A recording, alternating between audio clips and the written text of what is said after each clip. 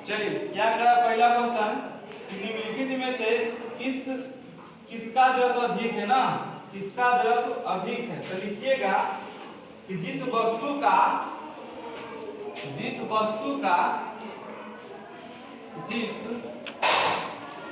लिखो रे साथ में लिखो, जिस वस्तु का द्रव्यमान अधिक होगा,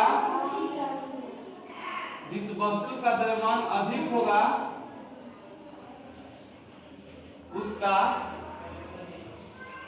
उसका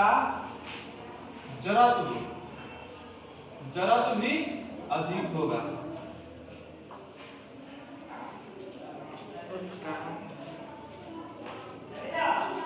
होगा ए में होगा पत्थर, क्या होगा ए में होगा पत्थर। बी में होगा आपका रेलगाड़ी, क्या होगा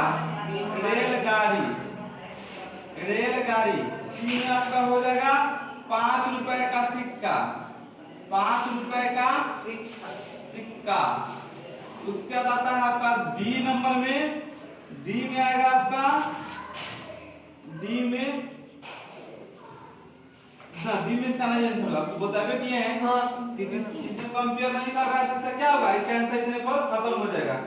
दूसरा क्वेश्चन देखिए क्या कह रहा है कि न्यूटन के गति का कौन सा नियम जड़त्व का नियम कहा जाता है। न्यूटन के किस नियम को हुआ जड़त्व का नियम कहता है। आपको समझाए थे कि न्यूटन के प्रथम नियम को क्या कहते हैं, जड़त्व का नियम कहते हैं। किसको, न्यूटन के प्रथम नियम कहते हैं। हम आपको लिख सकते हैं यहाँ पे हम लोग कि आंसर दूसरा का कि न्यूटन के प्रथम गति नियम को,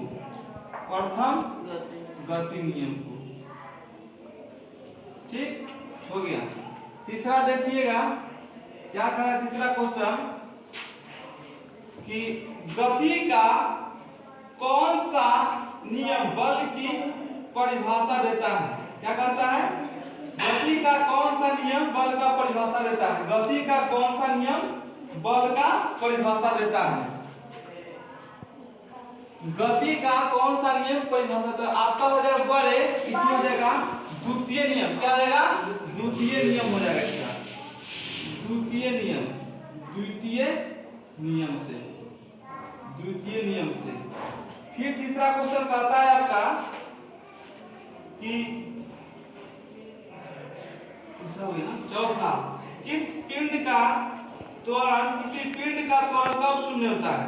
तो किसी पिंड का त्वरण आपका होगा, हो जाएगा जब त्वरण हो जाएगा आंसर में आपका हो जाएगा 4 का F बराबर m इंटू a, F बराबर m इंटू a। यानी जब तक कि, ठीक है, जब तक कि उस पे कोई बाहरी बल कार्य नहीं करेगा, ठीक है, जब तक कि उस पे कोई असंतुलित बल शून्य हो तब त्वरण शून्य होगा, ठीक है। मतलब कहने का मतलब हुआ है कि जब बाहरी जो होता है असंतुलित बल, ठीक है, जो बाहरी असंतुलित बल जब शून्य होगा तो ही आपका त्वरण शून्य होगा, ठीक है।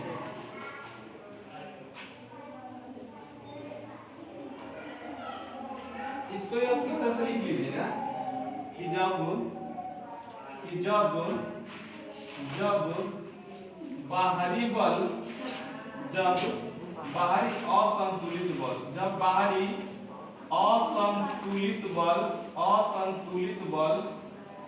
असंतुलित बल शून्य हो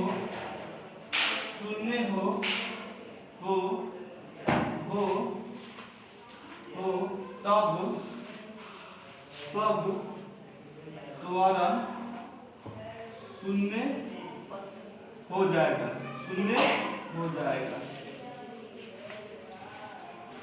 फिर आपका कहता है आंसर 5, किसी वस्तु के द्रव्यमान और वेग के सम्मिलित प्रभाव को किस भौतिक राशि से व्यक्त करते हैं। किसी भौतिक के द्रव्यमान और वेग के संवेग प्रभाव को इस भौतिक राशि से व्यक्त करते हैं। तो बुआ इसका आंसर हो जाएगा संवेग। क्या हो जाएगा, संवेग। यानी P बराबर m इंटू v, P बराबर m इंटू v। आंसर 6। क्या कर रहा है? संवेग के परिवर्तन की दर किस राशि को सूचित करता है? संवेग के परिवर्तन की दर किस राशि को सूचित करता है? संवेग में परिवर्तन की दर को बल कहते हैं। संवेग में परिवर्तन की दर को बल कहते हैं। इसका आंसर क्या हो जाएगा? बल। बल। सुनो क्या है? संवेग के परिवर्तन की दर किसी राशि को संतुलित करता है। तो क्या लिखा? संवेग के परिवर्तन की दर भौतिक राशि को संवेग के परिवर्तन की दर किस राशि को संतुलित करता है?